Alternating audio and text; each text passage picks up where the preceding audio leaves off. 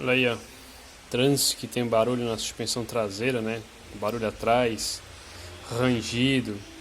Às vezes até tem barulho na suspensão, ele acha que é na suspensão dianteira, né? Às vezes passa um relevo, alguma coisa, e dá um batido de ferro assim, bem seco.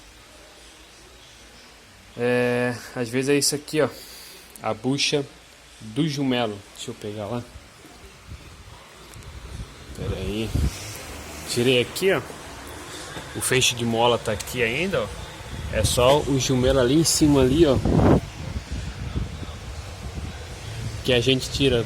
Tem gente que chama de algema também, mas eu conheço por jumelo. Aqui, ó.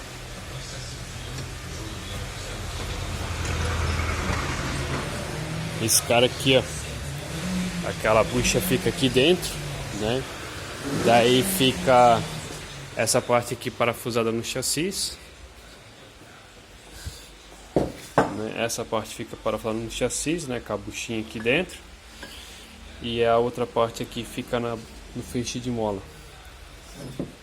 E essa aqui já chegou a pegar ferro com ferro aqui, deu uma deformadinha na peça. Mas tá aí, olha só o estado disso aqui, ó. Né? É pra ela ser assim, ó. Aí aqui o que a gente faz? Dar uma limpada aqui ainda no miolo e colocar isso aqui com graxa branca, né? Graxa para borracha, essa graxa aqui, ó.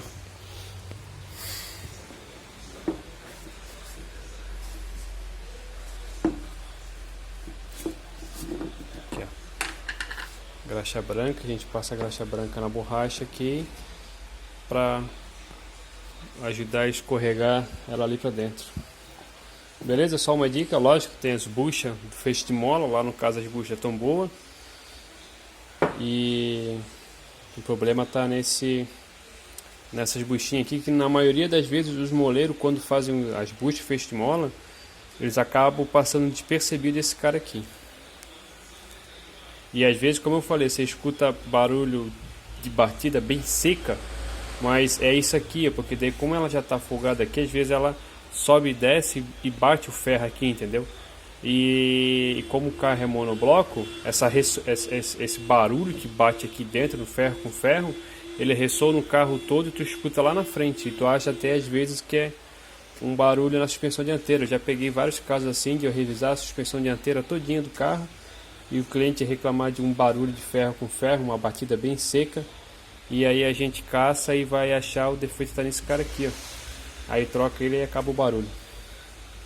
Isso aqui também tá rangido, tá? Ficam fazendo um rangido bem feio na suspensão.